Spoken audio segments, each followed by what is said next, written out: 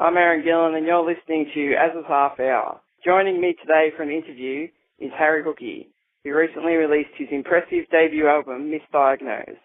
Hi, Harry. Welcome to the show. How are you? I'm very well, thanks, Azza. Thanks for having me on, mate. That's all right. Now, we'll get to the new album soon, but first I'd like to ask you, who were some of your music idols when you were growing up? Because you've been playing music since you were about 16, is that right? Yeah, totally. I kind of started out really loving the Beatles. That was my first real musical love. I really got into that Sgt. Pepper's album and just thrashed it and played it till the CD was broken pretty much. And so that was when I really started to get music for the first time. But later on I got into Bob Dylan in a big way. I heard that Blood on the Tracks album and just fell in love with that and went through his whole discography and that was actually when I started to play guitar. I just started out, trying to sound like Bob Dylan and play like him and I learned a whole lot of his songs. And then from then on I branched out into a whole lot of different things like a bit of Nirvana and Hank Williams, old country guys like that, and Neil Young, Steve Earle, a bit of a mix through them all, but I find they all help dictate how I write my songs. You started off your career in a family band, performing in pubs throughout Gippsland. What was that experience like? Oh, it's great. It's really good times playing with your family because no one can be quite as honest with you as your family can. So they were really good at helping me form my style and that sort of thing because my brothers especially would just let me know if I wasn't playing too well or singing too well. So it was a good education like that.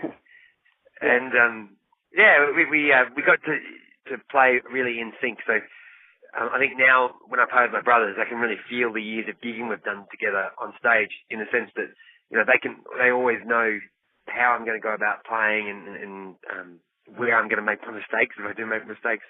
And they just know how to read me really, really well, better than any other muso. So I think it really has an organic connection on stage that I still love today. You started your solo career by busking on the streets of Melbourne. I'd imagine that's a great way to get feedback on your music. How did you enjoy your time as a busker? Yeah, it was great. It was, again, that was another kind of pretty big education in the music world because, it's pretty instant. It's pretty instant feedback. If someone likes you, they'll let you know. If someone doesn't like you, they'll certainly let you know as well. Probably with even more passion than if they did like you. But it's really good. And I think you learn a lot about stagecraft when you're busking because you've got to really capture people's attention in a short amount of time. You got to know what's going to make them draw them in really quickly. So a lot of that is song choice and how you perform and the energy you have. So I think that was really good, and a lot of the tricks I learnt busking I still use today on stage. I guess you could describe your sound as a mixture of many different styles. How would you describe your genre of music to people that haven't heard anything from you before? It's a good question, and it depends on who you ask, I think, or what track you're listening to. I've got, on the album, I think of it like it goes from the spectrum on the album is sort of somewhere between, on one end there's a lot of country and folk influence, and on the other end there's a lot of sort of rock and quite heavy rock influence as well. So it's somewhere between those two things. I like to think of it as somewhere, without putting myself in the same league as these guys, I like to think of it as somewhere between James Taylor and Kurt Cobain. Just like in the middle there somewhere. Okay. I first saw you live when you opened for Casey Chambers and Shane Nicholson in Warrnambool. I believe it was in about 2012. How did you first come in contact with the Chambers family?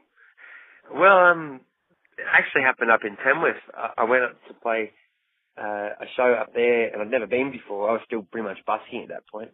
And it just so happened that Nash and Casey were at the gig, and they came up to me afterwards and said they liked what they heard and they'd like to stay in contact. And they said, make sure you send us anything you record and all that sort of stuff. So I sent them a copy of my EP once I recorded that, and they liked it and got in contact again and mentioned that they'd like to manage me and all that sort of stuff. That would have been pretty exciting then. Oh, that was the best conversation I've ever had in my life, I reckon. Just it really spurred me on to make me want to be a proper professional and take this really seriously and make a career of it. And then after that, we ended up going on the road for the Wreck and Ruin tour, where I met you for the first time, Azza, and it was just, it's been a real learning experience, the whole journey of it. But this album feels to me a representation of that journey, and I owe a lot of it to the Chambers family. The new album was actually recorded at Foggy Mountain Studios, which is owned by Nash Chambers. How much input did he have into the process of making the album? Well, heaps.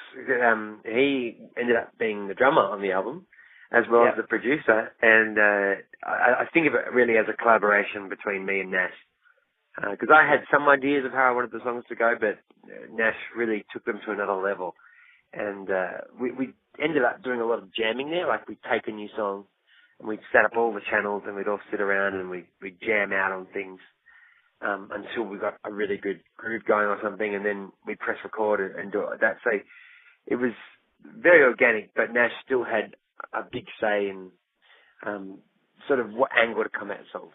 And I think it helped me, it broadened my mind a lot, and it meant the record is probably a lot broader than it would have been had I not had Nash there helping out.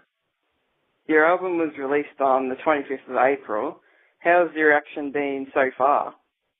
Yeah, I think it's been really good, thanks, man. We've sold a few copies and been gigging it around a lot.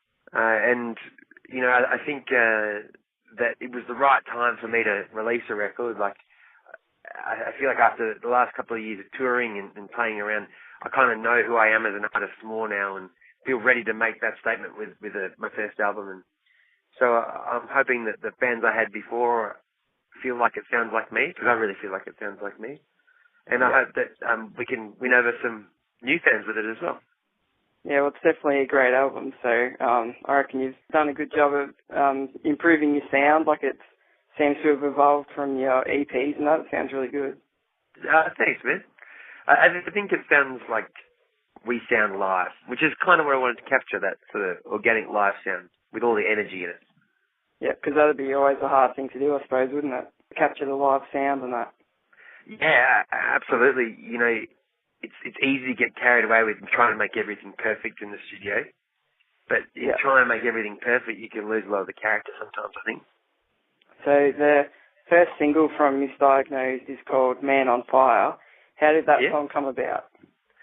Well, I had a bit of a chord progression and a couple of riffs, you know, in my head that I'd been mucking around with for like just a couple of weeks.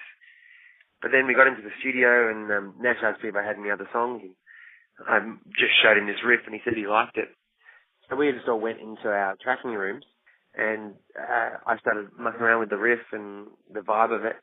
Nash started mucking around with the drum groove, and my brother Jack, who plays electric guitar, mucked around with a few riffs, and then we had Sammy, my other brother who plays keys, just came in and did his thing. And honestly, the song kind of came together in about 5 minutes. We just had this groove that we wanted to keep in sync.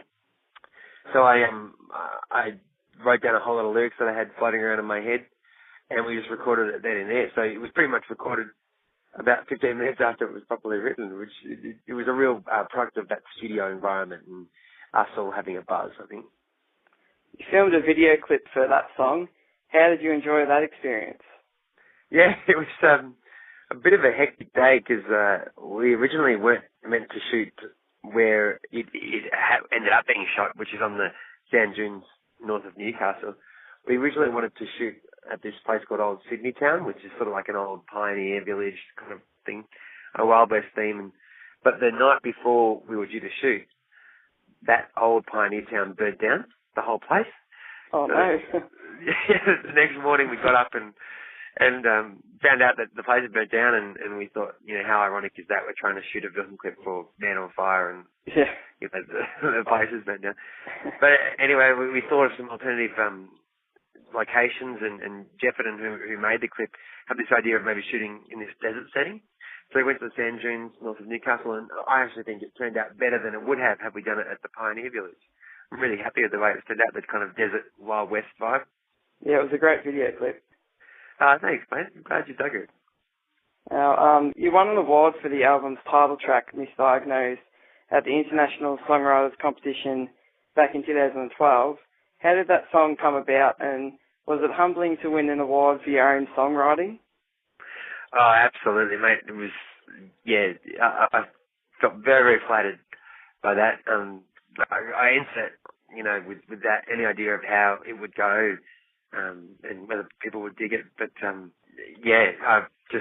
it really took me by surprise, and it really meant a lot to me that they chose that song. It actually is a pretty personal song to me.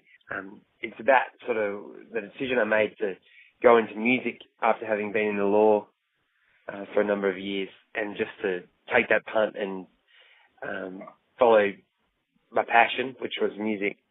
I guess the song was all about how I didn't really feel like I had any passion anymore, and I didn't really feel like myself, and needed to find a new outlet, which became music. Now, some of the standout tracks on the new album include Sometimes, Where I'll Be Found, Something to Die For, Rolling Wheel, and my favourite, Let Me Die in Loving Arms. Can you possibly pick a favourite track from the album? That's a tough one. I don't really think of them as songs anymore, if that makes any sense. Because when I hear them back as, I can remember what we were doing when we recorded them. I can remember the setting. I can just remember the weather, like the last track, Last True Believer. I just remember the autumn leaves out the front of Nash's place, and how the autumn was just starting to turn to winter and the leaves were falling off the trees. I just remember that image. Whenever I hear that song, I remember tracking it and looking at and seeing those trees. So, and I listened to Let Me Die in Love and Arms, and I think of, we recorded that about 3 a.m.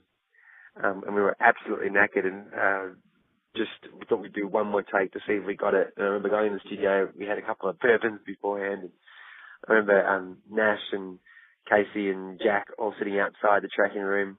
They were all quite drunk at that point and watching in while we mucked around with the song at 3 a.m. and finally got the take we wanted. I have all these moments that I think of. So I can't really distinguish between them, the songs anymore. So I don't think I could pick a favourite one. That's right. I'm sorry. I thought that would be a hard question to answer, actually. So that's right. You're currently on tour around Australia. Is there any chance you'll be coming back down my way to Warrnambool? Yeah, we're really keen. We're just actually looking at locking in a few dates in June now. So I will keep you posted on Facebook, mate, and through my website. We're really keen. Really keen. I'll have to get in touch and find out your recommendations of places to play. All right, cool. Well, thanks for your time today, Harry. It was great to have a chat. No worries, mate. You're a champion. Thanks for having me on. Harry Hookey's 12-track debut album, Misdiagnosed, is available now via Warner Music Australia. I highly recommend that you all check this fantastic album out.